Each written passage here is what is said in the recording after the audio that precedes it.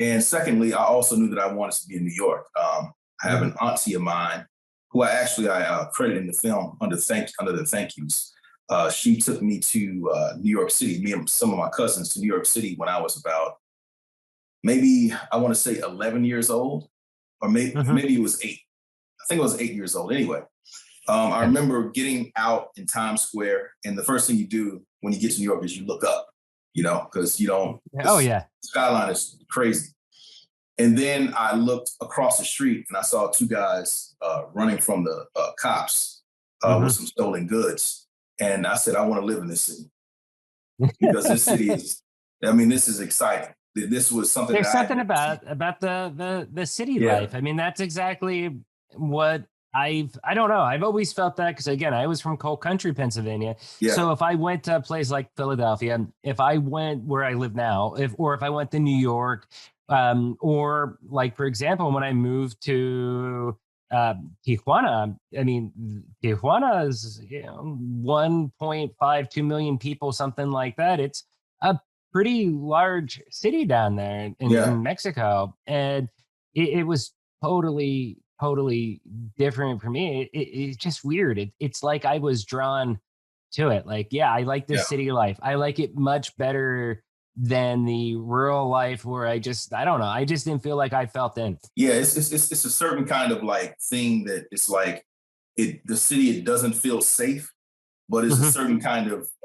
beauty in that, in knowing that you have to fend for yourself and you have to kind of make it on your own, so to speak. Definitely felt that when I lived out in LA. Oh yeah, oh yeah. I could only imagine. I can I only felt imagine. that more in LA than I did in Tijuana, if you could believe it. I mean, Really. yeah. I guess it's just, where you're at and, different climates and things like that. But I really, 15 years down in Tijuana, no issues, Wow, you that's know? pretty amazing. That's pretty amazing. Yeah. No, it's to each your own though. I mean, I'm sure for every time I say that, there's probably 10 people who are like, yeah, I almost got killed down there. But Yeah, for I've heard me, it stories, was good. but I hear stories about people almost getting robbed, or people, or the water down there. It's not. What did you do for water? Well, so they have water trucks, they Okay. like every morning, 6 a.m., you hear people on these huge trucks honking and they're selling filtered water. Oh my. And you would do that, or you'd go to the water store, and you With buy water. 15 years, Yeah, that's a long it time. did. Now, towards the end, it did get a little bit old. Some of the things that I used to embrace when I was younger, Yeah. I started getting cranky about it in my Mm, early 30s. It mm. was like, maybe this isn't as cool anymore, and eventually ended up moving up towards, well, first San Diego. But when I lived in San Diego, I still worked down in Mexico. So I did Yeah. reverse migration and then ended up taking a position that led me to the LA. And with the same job, they promoted me to run the Northeast. So now I'm in Philadelphia. Yeah. But yeah, life is definitely a journey, and I respect that from your story. Now, one other thing that you mentioned is that from the age of 6, you always knew that you wanted to be behind the camera. Why did you feel behind the camera instead of in front of the camera? Well, I knew I didn't want to be in front because I guess I didn't want that much attention. But I knew that I liked the way films made you feel. I like what they made you think. They invoke thought. Mhm. And I like that. And I knew that it was somewhere behind the camera that was happening, that was going on.